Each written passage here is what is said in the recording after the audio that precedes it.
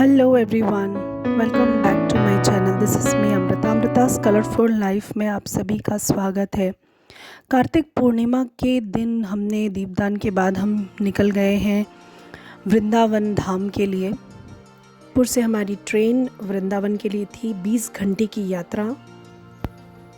और ट्रेन में सफ़र करने के साथ साथ यानी बहुत सारी चीज़ों को एंजॉय भी किया। हम भगवान श्री बांके बिहारी का जयकारा लगाते लगाते वृंदावन पहुंच गए। हम वृंदावन पहुंचे सेठ आनंद राम जयपुरिया स्मृति भवन। ये वृंदावन वासियों के लिए बिहारी जी के मंदिर से जस्ट 200 मीटर की दूरी पर ही स्थित है और ये रहने के लिए बहुत ही अच्छा ऑप्शन है। अब मेरा एक्सपीरियंस यहाँ पे बहुत अच्छा रहा। बहुत साफ़ सुथरा और मन को आनंद करने वाला भवन था ये। और हम यहाँ पर रुके।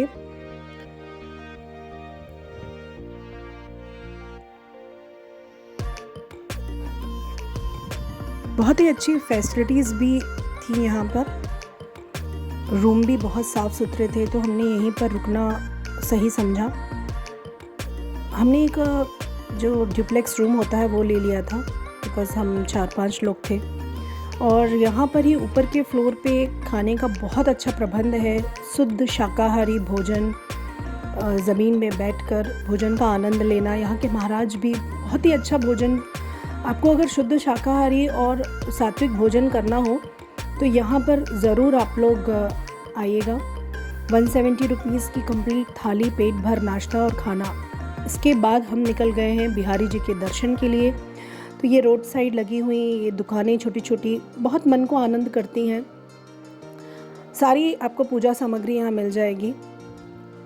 और बिहारी जी के मंदिर में, जैसा कि आपको पता है, मोबाइल ले जाना अलाउड नहीं है। और इसके बाद हम निकले निधिवन।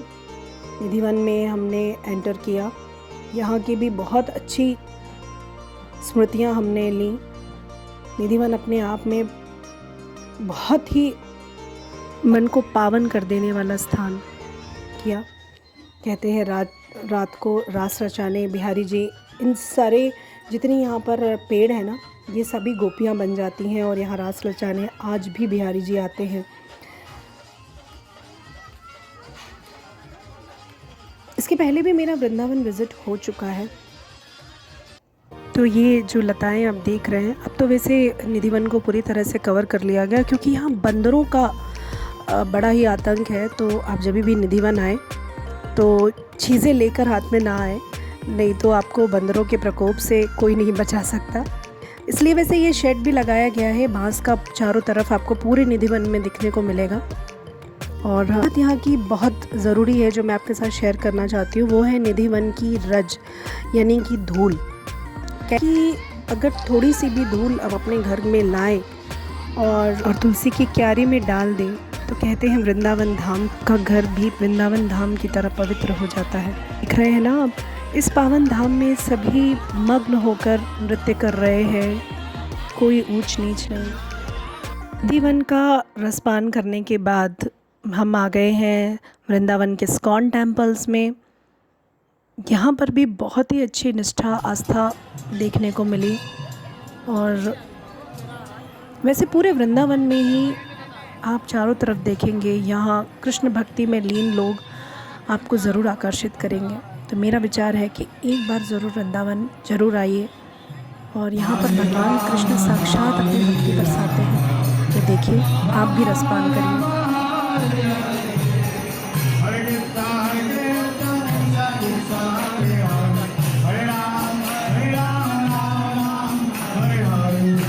तो देखा आपने किस तरह से इस्कॉन टेम्पल में महाआरती चल रही थी। और यहाँ खंड जाप हरे रामा हरे कृष्णा का मन को बहुत शांति प्रदान करता है।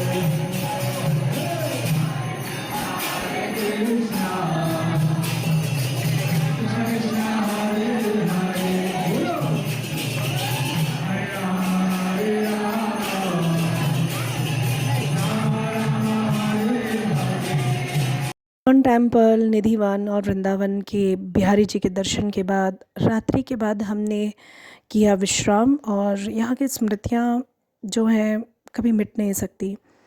और हमें चूँकि कल दूसरे दिन भी गिरिराज जी के दर्शन के लिए मथुरा जाना था। मथुरा से हमारा गिरिराज जी और गिरिराज जी से वापस वृंदावन, ये विज़िट था हमारा। इसलिए हमने रात में अपने जयपुरिया में ही विश्राम किया और दूसरे दिन की तैयारी।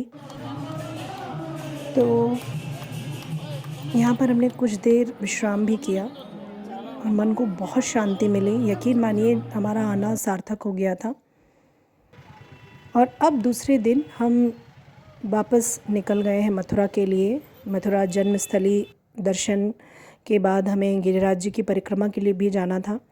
वैसे एक चीज़ मैंने यहाँ देखी, यहाँ बंदरों का बड़ा आतंक है। आपको पूरे मथुरा वृंदावन में बंदर ज़रूर दिखेंगे। यमुना जी के दर्शन, यहाँ पर जो इन बर्ड्स का जो हमको देखने मिला, बहुत मन को आनंद किया। और ये है द्वारिकाधीश के दर्शन। मथुरा में बहुत प्राचीन द्वारिकाधीश का मंदिर है, यहाँ ज़रूर आइएगा दर्शन करने।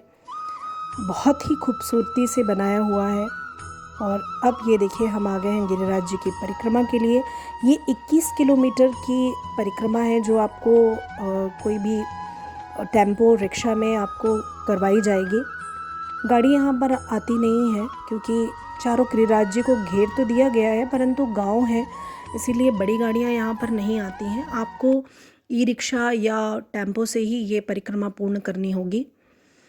और पड़ाव यहाँ पर बहुत सारे रहते हैं, जैसे हमें भी मिला था। हमने राधा कुंड और बहुत सारे कुंड यहाँ पे मिले। सबसे खूबसूरत जो हमें लगा था वो है कुसुम सरोवर। यहाँ का सबसे फेमस सरोवर है। यहाँ पे रात को जो लाइटिंग होती है वो बेहद ही खूबसूरत होती है। कहा जाता है कि भगवान के समय यहाँ राधा कृष्ण, यहाँ बहुत सारे कदम के वृक्ष हुआ करते थे जो आज सरोवर में तब्दील हो गए हैं, और यहाँ पर ही राधा कृष्ण मिला करते थे। और ये परिक्रमा पूर्ण करने के बाद हम पहला पड़ाव यहाँ पर जो आता है, बाबा के दर्शन के बाद हम पहुँच गए हैं गिरिराज जी के दर्शन के लिए। यहाँ पर हमने इनके दर्शन प्राप्त किए, बहुत ही मन को सुकून मिला। और फिर हम वापस हुए अपने वृंदावन के लिए। और यहाँ पर हमने वापसी के समय प्रेम मंदिर के भी दर्शन किए। ये प्रेम मंदिर मन को इतनी शांति पहुँचा रहा था कि सारे दिन भर की हमारी थकान दूर हो गई। यहाँ की लाइटिंग, यहाँ का वातावरण बहुत ही खूबसूरती से बनाया गया है इस प्रेम मंदिर को। यहाँ पर प्रेम मंदिर के दर्शन के बाद हमारी वृंदावन यात्रा पूर्ण हुई। ये छोटी सी यात्रा 2 दिन की मेरे लिए अविस्मरणीय है। यमुना जी के दर्शन, बिहारी जी के दर्शन करने के बाद हम वापस हुए। ये वीडियो, वृंदावन वीडियो आपको कैसा लगा ज़रूर मैसेज करके बताइएगा। हम फिर मिलेंगे अगले वीडियो में। तब तक के लिए मुझे विदा दीजिए और बोलिए बांके बिहारी लाल की जय।